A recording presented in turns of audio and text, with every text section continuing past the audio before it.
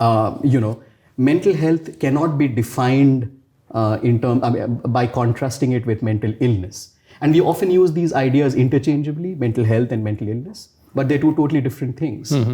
Relatively smaller population, part of your population will be diagnosed with a mental health condition, right? But we all have mental health. So the way in which we describe mental health is that it is a spectrum. And every day you are somewhere on that spectrum between feeling absolutely hopeless and bleak and terrible to sort of, let's say, theoretically sort of ecstasy, right? That's the zone, that's the spectrum. And we are somewhere on that spectrum. And literally every day our place on that spectrum changes depending on what the day looks like, what the day feels like, and what we've had to battle that day, right? So when you look at mental health through that lens, you realize that looking at it, trying to quantify it, by asking ourselves, how big is the disease burden? How many people live with this condition? That is not relevant really. And also because massive underreporting happens because of the stigma. So these are people who have diagnosed conditions. That means these are people who have had the privilege to access care. What about the vast population out there that can't even get to care? So we don't really know, but it is enough to say that depression is the leading cause of disability, and suicide, which is not just a mental health issue, by the way, it's a very complex issue, and we'll probably talk about that later, is the biggest killer of young people. It's interesting that you brought this idea of mental health as a spectrum. While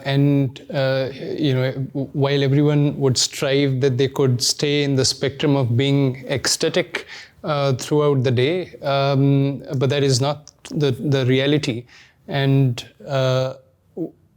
could you take us and help us realize how could this spectrum, is there a framework to approach this spectrum from the current days of stress, etc., to all the way, you talked about the extremes of suicidal thoughts and ideations as well. Is there a framework to look at this spectrum? Yeah, sure. Before that, I think it's important to post a loud disclaimer. Neither of us is a mental health professional. We are journeying into this space and we are learning from experts. What I have learned is that one of the most common sense frameworks is to look at what a person undergoes in sort of a three-tiered manner, right? So at the base tier, you have what we call stress, and stress is kind of woven into the human experience, right? We all experience stress for whatever reason. Then the next tier is distress, where that sort of the stress level is a little more aggravated and things are just beginning to seem a little out of control, right?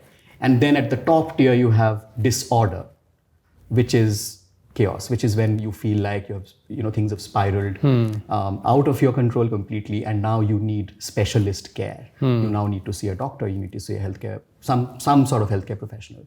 So stress, distress, and disorder, I find this very easy to understand, and yeah, that's the framework I'd recommend.